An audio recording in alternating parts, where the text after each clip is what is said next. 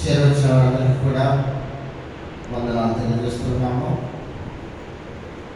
ఈ సమయంలో మనం ప్రార్థనకు వెళ్ళడానికి ముందుగా కీర్తనలు 120వ కీర్తన 120 ఈ యొక్క అధ్యాయంలో మనకు 7 వచనాలు ఉన్నాయి.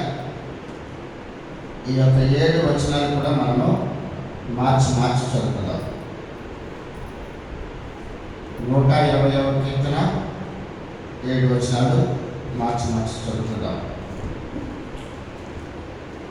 ఇది వచ్చి యాత్రా కీర్తన నుంచి రాయబడింది. ఈ యొక్క యాత్రా కీర్తన, నా శ్రమలో నేను యెహోవాకు మొరపెట్టి తిని ఆయన నాకు ఉత్తరం ఇచ్చాను.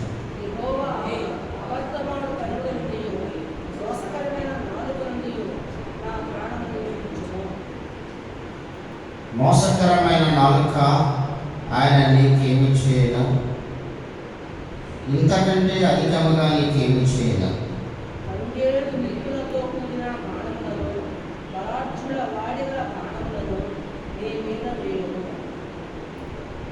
అయ్యో, నేను మెషెకులో పరదేశినై ఉన్నాను, కేదారు గుడారముల యొద్ద కాపురమున్నాను.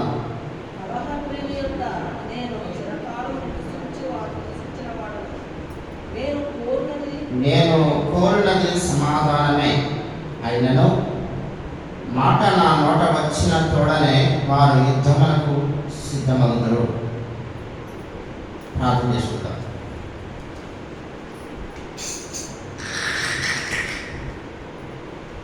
స్తోత్రం తండ్రి, వందనాలు ప్రభువా.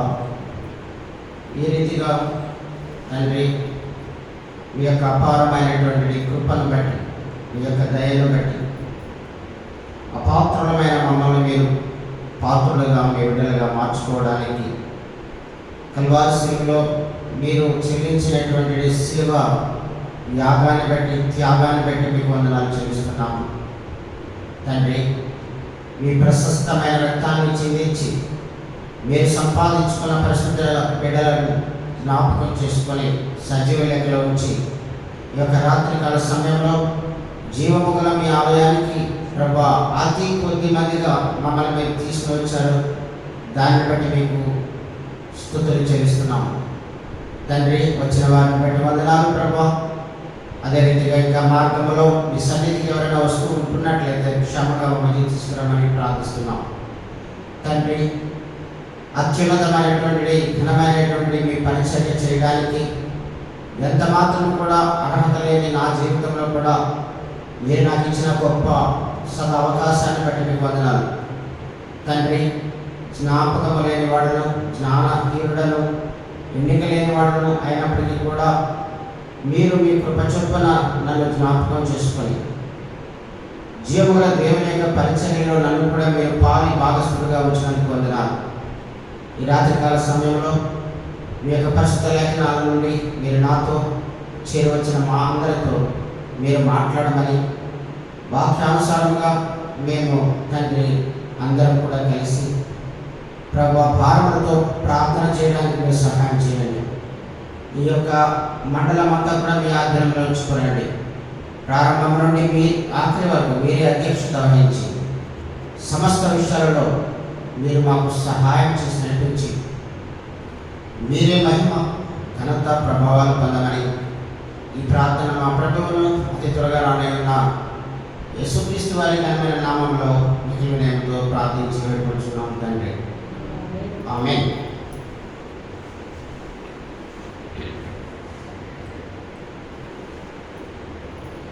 మొదటి వచనాన్ని దయచేసి తీసుకుని చదవండి.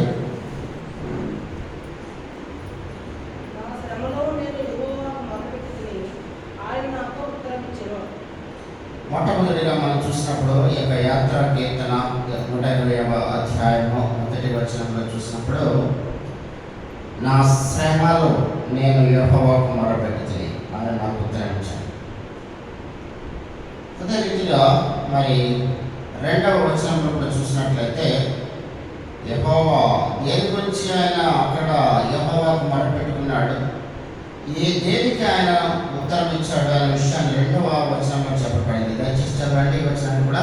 యెహోవా అబద్ధమాడు పెదవుల నుండి మోసకరమైన నాలుక నుండి నా ప్రాణమును విడిపించుము. కాబట్టి ఇక్కడ కీర్తనకారుడు దేవుడి దగ్గర మొరపెట్టుకుంటున్నాడు. ఆయనకి మరి ఆయన ఉత్తరం కూడా ఇచ్చాడు. వేటి నుండి మొరపెట్టుకున్నాడు అని అంటే, అబద్ధమాడు పెదవుల నుండి, మోసకరమైన నాలుక నుండి నా ప్రాణమును విడిపింపము. ఈ లోకంలో దేవుని బిడ్డలమైనటువంటి మనకు ఈ యొక్క లోకంలో ఉన్నటువంటి అంధకార సంబంధమైనటువంటి మనుషుల మధ్యలో మనం జీవిస్తున్నాం. కాబట్టి మనకు పోరాటం ఉంది. ఎటువంటి పోరాటం అంటే, మరి అబద్ధాలు చెప్పేటువంటి మనుషుల మధ్యలో, మోసకరమైనటువంటి నాలుగులతో మాట్లాడే మనుషుల మధ్యలో మనము చిక్కులో పడవచ్చు. కాబట్టి అటువంటి వారి నుండి నా ప్రాణమును విడిపించుము అని చెప్పి వేడుకుంటూ ఉన్నాడు కీర్తనకారుడు. కాబట్టి ఎన్ని విషయాలలో కూడా దేవుని యొక్క సహాయాన్ని అక్కడ ఆయన కోరుకుంటూ ఉన్నాడు.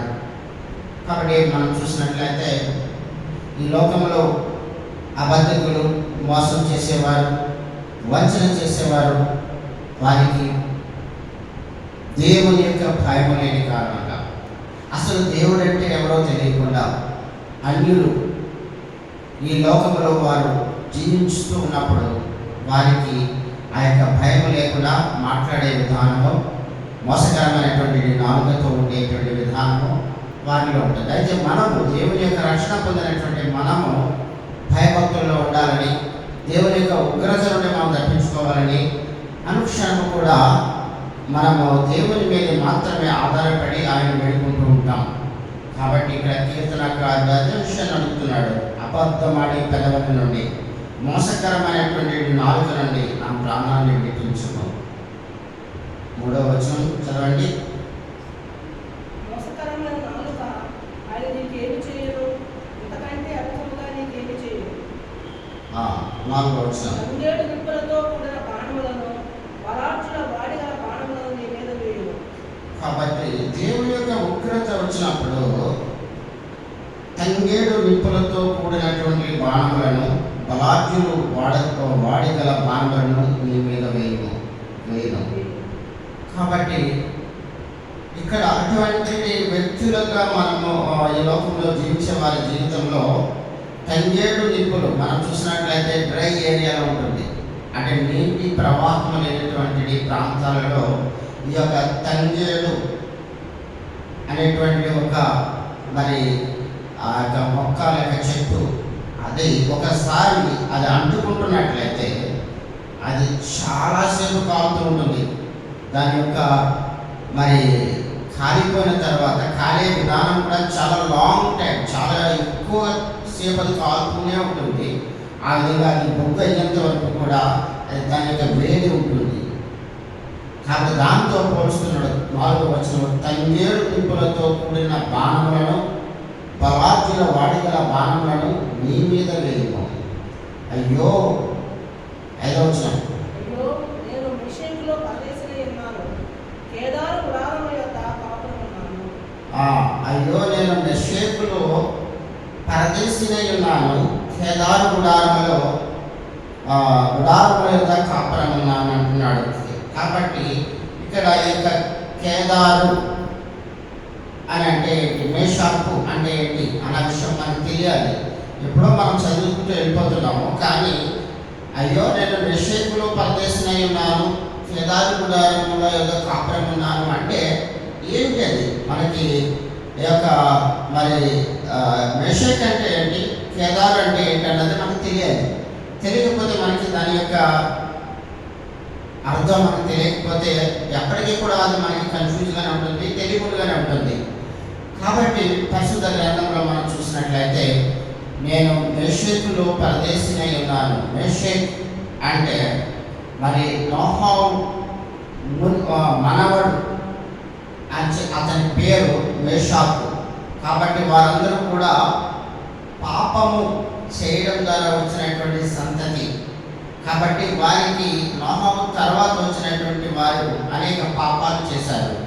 కాబట్టి అటువంటి సంతతి వారందరూ కూడా ఒక కలహానికి వెళ్ళాలి అంటే గ్యాంగ్గా వెళ్తారు. చూడండి, మనం తమిళనాడు కూడా చూసినట్లయితే వాళ్ళు ఒక కుటుంబానికి ఏదైనా ఒక హాని చేస్తున్నారంటే మొత్తం వారి యొక్క పరివారం అంతా కూడా వెళ్తుంది. వాళ్ళ యొక్క చుట్టాలు, రిలేటివ్స్, చుట్టాలు అందరూ కూడా కలిసి వెళ్తారు కలహానికి. కాబట్టి ఆ విధంగా ఇది ఒక గ్యాంగ్గా వెళ్ళేటువంటి ఒక సమూహము. ఎవరంటే ఈ యొక్క మెషేకు. అటువంటి మెషేకు ప్రాంతంలో మనం ఎలాగున్నాము?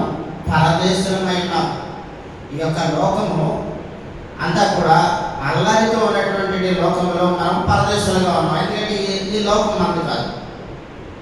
ఈ లోకంలో మనం ఉంటున్నాము, వారు కూడా ఉంటున్నారు. అయితే మనం ఈ లోకస్థం కాదు.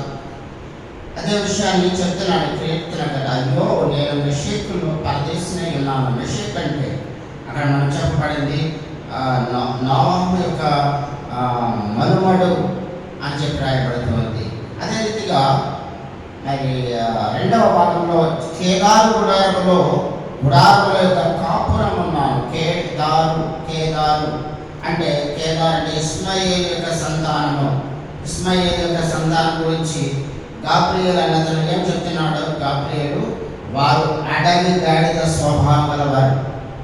ఈ యొక్క మరి ఇస్మాయేలు గురించి కూడా అదే చెప్పబడింది. వారంతా కూడా ఏమని చెప్పబడింది అతని గురించి? అడవి గాడిద వంటి మరి స్వభావం గలవారు. వారి మధ్యలో వీరందరూ కూడా ఇప్పుడు చెదిరిపోయారు. ఈ యొక్క ఇస్మాయేలు సంతానం అంతా ఎక్కడ ఉంది అంటే ఇప్పుడు అరేబియా, సౌదీ అరేబియా ప్రాంతాల్లో వాళ్ళు నివసిస్తున్నారు, షేకులుగా జీవిస్తున్నారు. కాబట్టి దేవుడు వారికి ఇచ్చినటువంటి ఆశీర్వాదం అని. కాబట్టి అక్కడ మనం చూసినట్లయితే మరి ఇస్మాయేలు విషయంలో దేవుడు చెప్పాడు, ఆ బిడ్డకు నేను తోడుగా ఉంటాను అని చెప్పాడు. అదే రీతిగా దేవుడు వారికి తోడుగా ఉన్నాడు. కాబట్టి వాళ్ళు అరబిక్, సౌదీ అరేబియా షేకులుగా ఉన్నారు. కానీ వారి యొక్క స్వభావం ఎలాంటిదంటే అడవి గాడిద స్వభావం, మాట వినే స్వభావం కాదు. అటువంటి వారి మధ్యలో నేనున్నాను అంటున్నాడు అక్కడ కీర్తనకారు. కేదారు గుడారముల యొక్క కాపురం ఉన్నాను. ఈ యొక్క లోకము మనకు కేదారు వంటిది. ఈ యొక్క లోకము మనకు మెషేకు వంటిది. ఈ యొక్క మెషేకులో మనం ప్రదేశమైన ఈ కేదారు గుడారంలో మనం కాపురం ఉంటున్నాం. అంత మాత్రమే కాదు, 5వ వచనంలో చదవండి. ఆరో వచనం. నేను చిరకాలము నివసించిన వాడను. నేను కోరినది సమాధానమే. అయినను మాట నా నోట వచ్చిన తోడనే వారు యుద్ధములకు సిద్ధమవుతారు. కాబట్టి నేను కోరుకునేది సమాధానమే. కీర్తనకారుడు అంటున్నాడు, నేను కోరుకునేది సమాధానమే. అయినప్పటికీ కూడా అయినను మాట నా నోట వచ్చిన తోడనే వారు యుద్ధములకు సిద్ధమవుతారు. కాబట్టి మనం మంచి చెప్పినా సరే ఈ లోకస్తులు వారు వినరు. దేవుని మందిరానికి రండి అని చెప్పి మనం అంటాం. రాబోతుంది, ఉగ్రత రాబోతుంది. ఆ యొక్క ఉగ్రత నేడే మరి అనుకూల సమయం, మీరు రండి అని చెప్పి మనతో పుట్టిన వాళ్ళకి, మన సొంత అన్నలు కావచ్చు, తమ్ముడు కావచ్చు, చెల్లెలు కావచ్చు, మన బిడ్డలే కావచ్చు, మన బంధువులే కావచ్చు, వారి క్షమాన్ని మనం కోరుకుంటున్నప్పటికీ కూడా వారు హేళన చేస్తారు, అవమానపరుస్తారు. అయినప్పటికీ కూడా వారు మాట వినరు. అదే విషయాన్ని చెప్పబడుతూ ఉంది.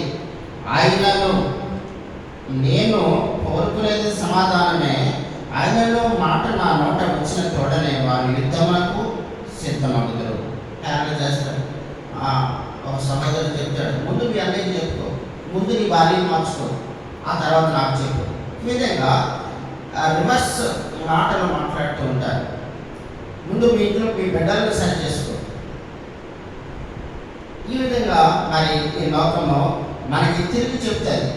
కాబట్టి మనము ఎవరితో కూడా కలహము చేయకూడదు, సహాయం నేర్చుకోవాలి అయినప్పటికీ కూడా అని ప్రభు ఆశిస్తున్నాడు.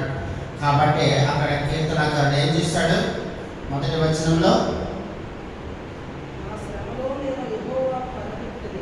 ఎన్ని శ్రమల మధ్యలో కూడా ఆయన చేసిన పని ఏంటి? నా శ్రమలలో నేను యెహోవాకు మొరపెడితేనే ఆయన నాకు ఉత్తరం ఇచ్చాను. కాబట్టి ఈ యొక్క అబద్ధమైన పెదవుల నుండి, మోసకరమైన నాలుగు నుండి ఆయన నా ప్రాణాన్ని విడిపించుము, నా ప్రాణాన్ని విడిపించమని చెప్పి ఆయన కోరుకున్నాడు. నా పరిస్థితి ఎలా ఉంది? అయ్యో 5వ వచనంలో చెప్తున్నాడు, అయ్యో నేను మెషకులో పరదేశిని ఉన్నాను, కేదారు గుడారంలో కాపురం ఉన్నాను అని నేను కోరుకునేది సమాధానమే. ఆయన మాట నా నోట వచ్చిన చూడనే వారి యుద్ధములకు సిద్ధమవుతుంది.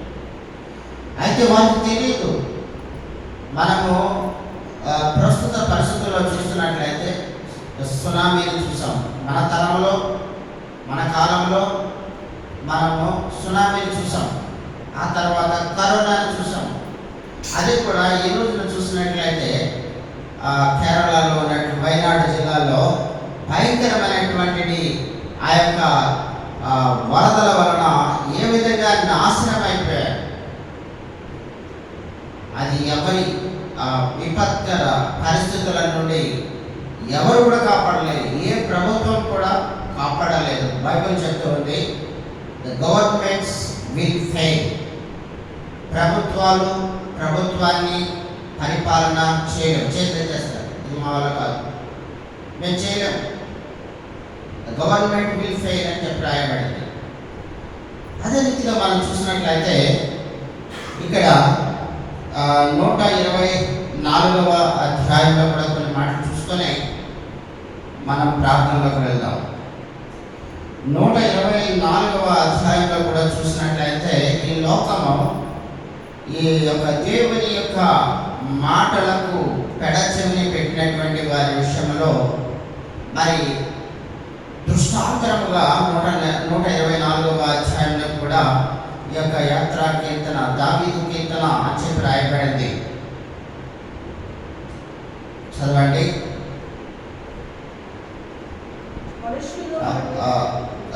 కాదు, 3వ వచనం చదవండి.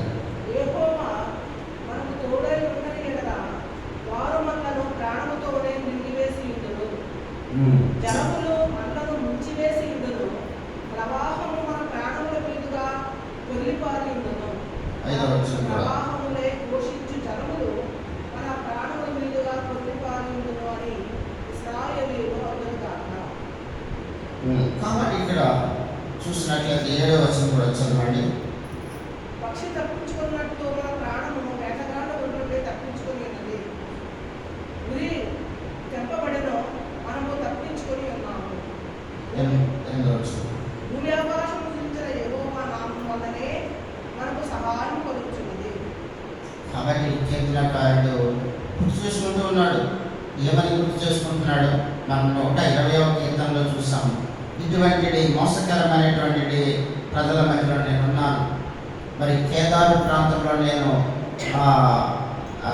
నివాసం ఉంటున్నాను. అదేవిధంగా మనం చూసిన రీతిగా మరి మేషకు ప్రాంతంలో నేను ఉంటున్నాను. మరి అటువంటి వారి మధ్యలో మీరే నాకు సహాయము, మీరే నాకు ఆదరణ, నా మొర మీరు ఆలకించున్నారు అని చెప్పి కీర్తనకారుడు అంటున్నాడు.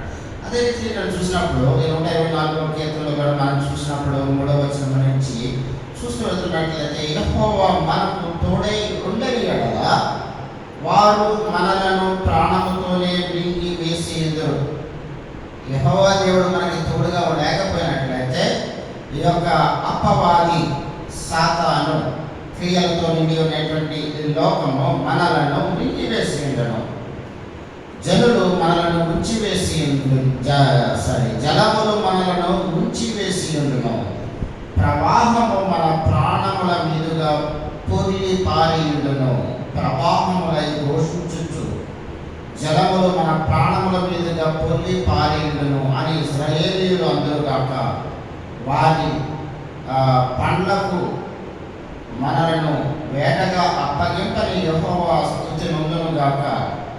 పక్షి తప్పించుకున్నట్లు మన ప్రాణము వేటకాండ్రవుడి నుండి తప్పించుకుని ఉన్నది.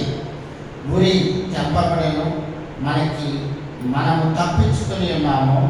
భూమి ఆకాశములను సృజించిన యెహోవా నామము వలననే మనకు సహాయం కలుగుతున్నది. కాబట్టి కీర్తనకారుడు గుర్తు చేసుకుంటున్నాడు, సహాయం ఎక్కడి నుంచి కలుగుతుంది? ఒకవేళ అనుకోవచ్చు, నేను చాలా జాగ్రత్తగా ప్లాన్ చేసుకొని నా కుటుంబాన్ని నడిపించుకుంటున్నాను కాబట్టి అది కాబట్టే కావచ్చు. ఈ లోకంలో మరి జాగ్రత్త లేకుండా ఉండేటువంటి కుటుంబాలు ఎంతో ఉన్నత స్థితిలోకి వెళ్ళిపోయిన తర్వాత కూడా వారు కటిక దరిద్రాన్ని కూడా అనుభవించినటువంటి గొప్ప గొప్ప ధనవంతులు ఉన్నారు. ధనవంతులు బికారులుగా మారిపోయిన వాళ్ళు ఉన్నారు, బికారులు ధనవంతులుగా మారిపోయిన వాళ్ళు ఉన్నారు. అయితే ఇక్కడ మనం చూసుకోవాల్సింది ఏంటంటే, ఇక్కడ కీర్తనకారుడు తన అనుభవాన్ని చెప్తున్నాడు. ఆయన నాకు దేవుని యొక్క సహాయము. ఎవరా దేవుడు? 8వ వచనంలో చెప్పాడు, భూమి ఆకాశాలను సృజించిన యెహోవా నామము వలననే మనకు సహాయం కలుగుతున్నది. కాబట్టి ఈ రోజున మనం సురక్షితంగా ఉన్నాము, క్షేమంగా ఉన్నాము అంటే అది దేవుడు మన పట్ల చూపుతున్నటువంటి గొప్ప కృప. హెచ్కేఎల్ గ్రంథంలో కూడా మేము గత నిన్నటి దినాన్ని చూసాము. ఒకసారి మరికొన్ని భాగాలను ఒకసారి చూద్దాం. ఇక పరిస్థితులు ఎలా ఉంటుంది కాబట్టి ప్రపంచంలో ఉన్న వారికి తెలియదు. అయితే దేవుని బిడ్డలమైనటువంటి మనకు దేవుడు తన యొక్క పరిశుద్ధ గ్రంథం ద్వారా దృష్టాంతరముగా మనకి ముందుగానే తెలియజేస్తున్నాడు. అయితే ఈ లేఖనాలను మనం పరిశీలించుకోవాలి, అధ్యయనం చేసుకోవాలి, నిరంతరం కూడా చదువుకోవాలి. అప్పుడే మనకు అర్థమవుతుంది. హెచ్కేఎల్ గ్రంథం 35వ అధ్యాయం. హెచ్కేఎల్ గ్రంథం 35వ అధ్యాయము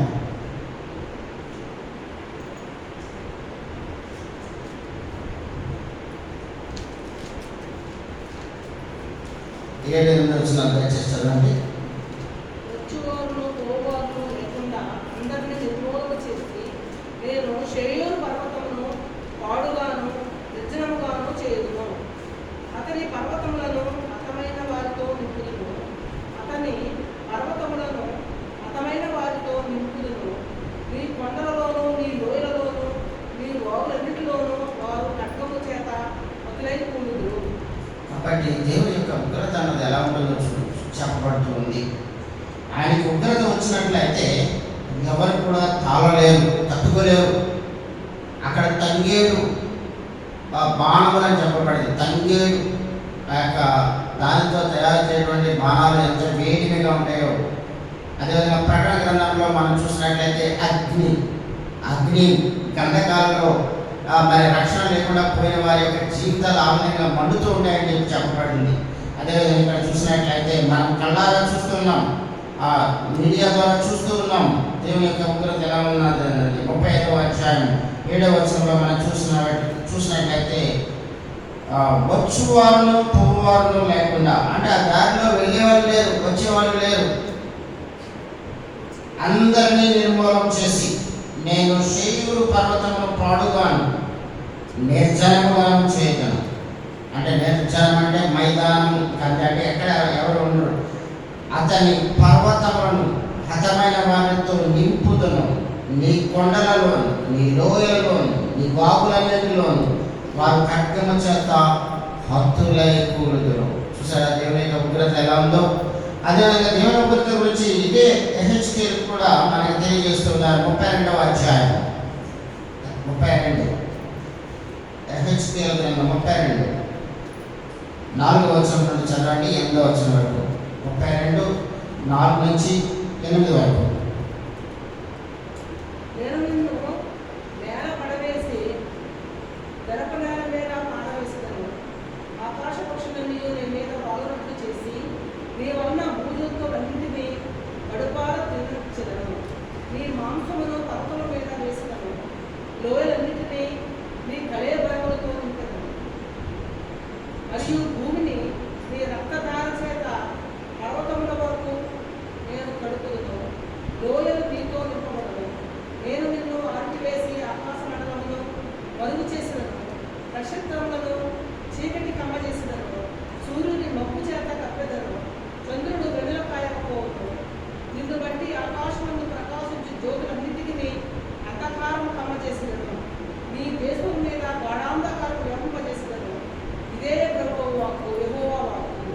కాబట్టి దేవుడు ఈ లోకంలో ఉన్నటువంటి ఇంకా రక్షణ లేకుండా ఉన్న వారి విషయంలో ఆయన హెచ్చరిక చేస్తున్నాడు. రాబోయేటువంటి విషయాలు దేవుడు దృష్టాంతంగా ఈ రోజున మనకు గుర్తు చేస్తూ ఉన్నాడు.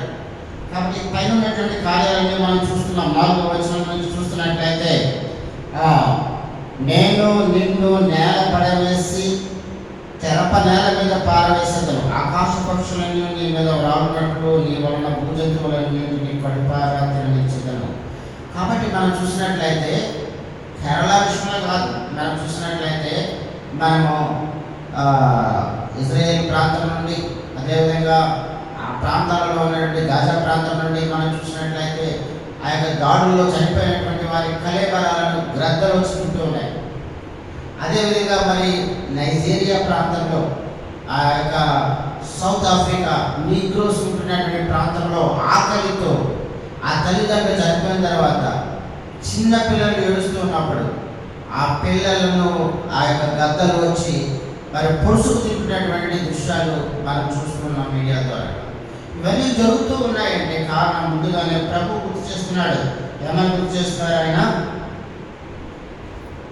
ఇక్కడ 5వ వచనంలో రాయబడింది, నీ వలన భూజంతువులన్నీ కడుపారా తిననిచ్చేదను, నీ మాంసమును పర్వతముల మీద వేసేదను, లోయలన్నింటినీ కళేబరములతో నింపెదను, మరియు 6వ వచనం, మరియు భూమిని రక్తధార చేత పర్వతములను నేను తడుపుదను, లోయలు నీతో నింపబడను, నేను నిన్ను ఆపివేసి ఆకాశ మండలమును మరుగు చేయుదును, నక్షత్రములు చీకటి కమ్మ చేసేదను. నక్షత్రాలు చీకటిగా ఉంటాయంట, సూర్యుడు మబ్బు చేత కప్పబడుతుందంట, చంద్రుడు వెన్నెల కాయకుండా ఉంటాడంట. నిన్ను బట్టి ఆకాశమందు ప్రకాశించే జ్యోతుల కన్నిటికి అంధకారం కలిగజేసేదను. ఆకాశంలో ఉన్నటువంటి ఆ యొక్క ప్రకాశించే జ్యోతులన్నిటికీ కూడా ఆయన చీకటి లేక అంధకారం కమ్మ చేస్తానని చెప్తున్నాడు. నీ దేశం మీద గాఢాంధకారాన్ని వ్యాపింపచేసేదను. ఇదే ప్రభు అయిన యెహోవా వాక్కు. కాబట్టి ఇవన్నీ కూడా రాబోయే రోజుల్లో ఉన్నాయి, జరగనే ఉన్నాయి. ఒకవేళ దానికి ముందుగానే ఒకవేళ ప్రభువులో నిద్రించిన వారు ధన్యులు. అదే రీతిగా మనకు ధర్మంగా యథార్థంగా దేవుని యొక్క భయభక్తుల్లో మనం జీవించినట్లయితే మనకు ధన్యులం, మనం తప్పించబడతాం. ఈ రోజున మరి దేవుని యొక్క హెచ్చరికలు పట్టించుకోకుండా ఎంతో దారుణంగా జీవిస్తున్నటువంటి అనేక మంది మరి ఈ లోకంలో మరి జీవిస్తూ ఉన్నారు. అదే రీతిగా మనం చూస్తున్నట్లయితే ఇర్మియా గ్రంథంలో కూడా ఒక మాట చూసుకుందాం. ఇర్మియా గ్రంథము 9వ అధ్యాయము 29:8 చదవండి. ఇర్మియా గ్రంథము 9వ అధ్యాయము 8వ వచనం.